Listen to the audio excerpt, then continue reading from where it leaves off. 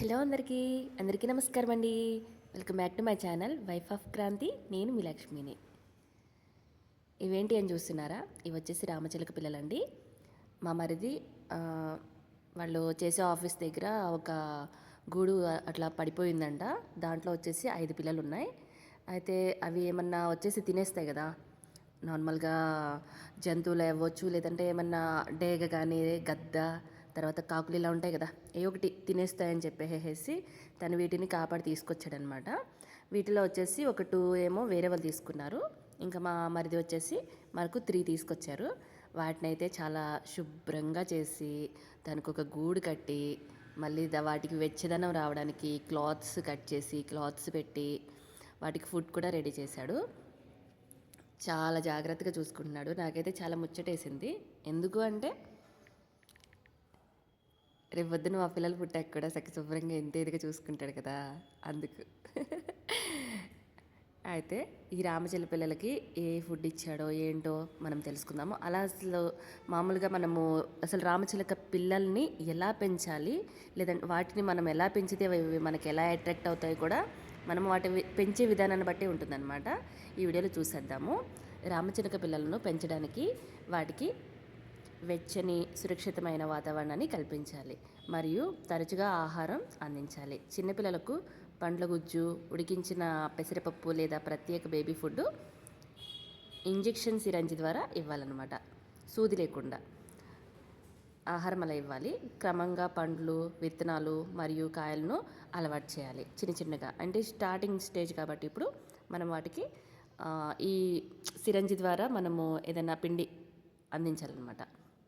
అలాగే ఈ చిన్నపిల్లలకి గోరువెచ్చని నీటిలో కలిపిన ఫార్ములా, అంటే మేము వచ్చేసి మా హస్బెండ్ వాళ్ళ తమ్ముడు ఏం తీసుకొచ్చాడంటే మా మరిది ఇవి పెట్ స్టోర్కి వెళ్ళేసి అడిగాడనమాట. ఇట్లా రామచిలక పిల్లలు ఉన్నాయి, వాటికి ఏ ఆహారం పెట్టాలని చెప్పేసి అడిగినప్పుడు మేము స్టార్టింగ్లో తెలియక మేమైతే ఇది వేరే వాళ్ళు చెప్తామని చెప్పారంటే గోధుమ పిండి కానీ శనగపిండి కానీ, అంటే మనము ఆన్లైన్లో చూసినప్పుడు కూడా మనకి ఇదే చెప్పారనమాట. యూట్యూబ్ తర్వాత మనము గూగుల్ అన్నిట్లో సెర్చ్ చేసినా కూడా కొన్ని విషయాలు ఏంటంటే గోధుమ పిండి కానీ బియ్యం పిండి కానీ లేదంటేనేమో శనగపిండి కానీ ఇలా గోరువెచ్చని నీళ్ళలో కలిపేసి సిరంజి ద్వారా ఇవ్వాలని చెప్పేసి చెప్పారు. కానీ మా మరిది వెళ్ళి కనుక్కుంటే మాత్రం అలా ఇవ్వకూడదు, వాటి మంచిది కాదు అని చెప్పేసి వాటికి ఓన్లీ సోళ్ళు జావా ఉంటుంది కదా, సోళ్ళ పిండి తీసుకొచ్చి, సోళ్ళు సజ్జలు ఇవి ఉంటాయి కదా, వాటి పిండి తీసుకొచ్చి మనము వాటితో కలిపి మనము పెసలు ఉంటాయి కదా, ఆ పెసలు కూడా మనము మిక్సీ పట్టేసి అది ఆ పౌడర్ కూడా ఇందులో కలిపి పెడితే మంచిది అని చెప్పేసి చెప్పారంట. సో దానికోసం అని చెప్పేసి తను వెళ్ళి వేరే చోటుకు వెళ్ళి ఈ పిండిని మొత్తం తీసుకొచ్చారు. ఒక 2 kgs. తర్వాత ఇంట్లో అయితే పెసలు ఉన్నాయి, ఆ పెసర పిండి నేనే రెడీ చేసిస్తాను. చాలా జాగ్రత్తగా పెంచుతున్నారు. ఆ పిండి అయితే ఇస్తున్నారు. డైలీ కూడా గోరువెచ్చని నీళ్ళలో తీసి ఇస్తున్నారు. అలానే వీటిని ఏంటంటే ఇప్పుడు పంజరం తీసుకొచ్చారనమాట వీటి కోసం. కానీ ఇప్పుడు వాటంతటా అవి పంజరంలో వెళ్ళి తినే స్టేజ్కి ఇంకా రాలేదు. చాలా చిన్నపిల్లలు కాబట్టి చాలా జాగ్రత్తగా చూసుకోవాలి కాబట్టి ఆ గూడు కట్టి వాటికి వెచ్చదనం కోసం క్లాత్స్ అవన్నీ పెట్టేసి ఇప్పుడు అలా తనే రెడీ చేశారనమాట ఆ గూడు కూడా. అలానే సిరంజి ద్వారా తినిపించాలన్నమాట. వీటికి రోజుకొచ్చి 3 నుంచి 4 సార్లు ఈ ఫుడ్ ఇవ్వాలి. పెరుగుతున్న పిల్లలకైతే మెత్తటి అరటి పండ్లు, ఉడికించిన పెసరపప్పు, నానబెట్టిన శనగలు ఇవ్వచ్చు. అలానే పెద్ద చిలుకలు అయితే ఇంకా వీటిని పెద్ద అయ్యాకైతే తాజా పండ్లు, అంటే జామ పండ్లు, యాపిల్, కూరగాయలు, మిరపకాయలు మరియు పక్షుల మిశ్రమం ఉంటుంది కదా విత్తనాలు, వాటిని అయితే అందించవచ్చు. సన్ఫ్లవర్ సీడ్స్ అలాంటివి, మిల్లెట్స్ అలా. అలాగే వీటికి తినిపించకూడని ఆహారాలు కూడా ఉంటాయన్నమాట. అస్సలు తినిపించకూడని ఆహారం ఏంటంటే చాక్లెట్లు, కాఫీ, ఉల్లిపాయలు, వెల్లుల్లి మరియు పాల ఉత్పత్తులతో, అంటే పాల పదార్థాలతో చేసిన వేటిని కూడా వీటికి తినిపించకూడదు. ఎందుకంటే అవి చనిపోతాయి అలా తినిపిస్తే. సో చాలా జాగ్రత్తగా చూసుకోవాలన్నమాట. అలాగే పెంచే విధానం ఏంటంటే ఉష్ణోగ్రత వచ్చేసి 36 degrees ఉండాలన్నమాట వాటికి. ఇప్పుడు చిన్న పిల్లలు కాబట్టి, పిల్లలు చాలా సున్నితంగా ఉంటాయి కాబట్టి వాటికి వెచ్చదనం చాలా అవసరం. సో బల్బు వెలుతురులో ఉంచడం కూడా చాలా మంచిది.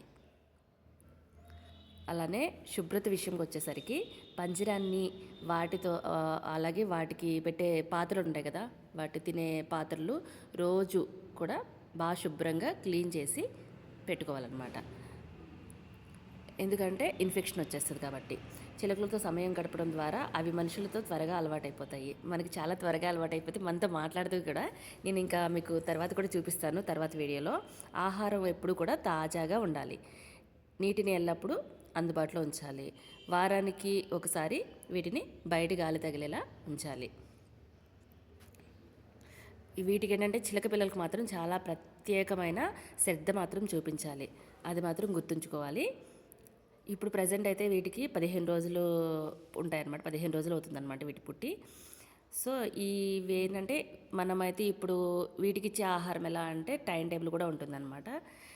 15 రోజు చిలక పిల్లలకు ఒక డైలీ టైం టేబుల్ కూడా ఉంటుంది. సో ఈ వయసులో అయితే వీటికి ఒక 4 సార్లు ఫుడ్ పెట్టాలన్నమాట. వీటికి ఎలా అంటే మార్నింగ్ 6:30కి ఒకసారి పెట్టాలి, 10:30కి ఒకసారి పెట్టాలి, అలానే మధ్యాహ్నం 2:30కి మరొకసారి పెట్టాలి, అలానే ఈవినింగ్ 6:30కి పెట్టాలి. తర్వాత ఇంకా మనం ఆహారాన్ని పెట్టకూడదు అనమాట.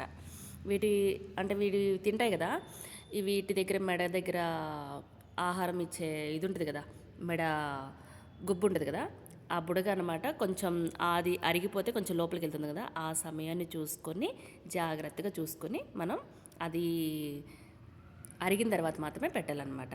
అలాగే మనం ఆహారం ఇచ్చేటప్పుడు మాత్రం చాలా జాగ్రత్తగా ఉండాలి. గోరువెచ్చగా ఉన్న పేస్ట్ మాత్రమే ఇవ్వాలి. అలానే రాత్రి 6:30 తర్వాత మనం ఇంకా వీటికి ఫీడ్ ఇవ్వాల్సిన అవసరం కూడా లేదు. సో జాగ్రత్తగా చూసుకుంటే చాలా బాగుంటుంది. వీటికైతే మిక్స్ గుర్తుంచుకునేది ఏంటంటే సజ్జపిండి మాత్రమే కాకుండా కొద్దిగా పెసరపప్పు పేస్ట్ కలపడం కూడా చాలా మంచిది అనమాట. అందుకని చాలా బాగా చూసుకుంటున్నారు మా హస్బెండ్ వాళ్ళ తమ్ముడైతే, అంటే మా మరిది వచ్చి. తనకేంటంటే పెట్స్ అంటే ఇవే కాదు, పక్షులే కాదు, జంతువులు అన్నీ కూడా చాలా ఇష్టం అనమాట. మీకు ఈ వీడియో ఎలా అనిపించిందో ఒకసారి నాకు కామెంట్ చేసేయండి. నచ్చితే కనుక లైక్ చేయండి, షేర్ చేయండి, సబ్స్క్రైబ్ చేసుకోండి. Thank you for watching. అలానే తిని చేసిన ఈ మంచి పని మెచ్చుకునే లెక్క అయితే మీకు ఎలా అనిపించిందో కూడా నాకు ఒకసారి కామెంట్ చేసేయండి.